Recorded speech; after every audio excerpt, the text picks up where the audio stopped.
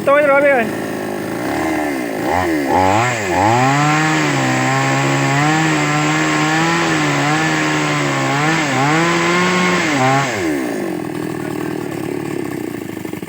Masuk sikit tu.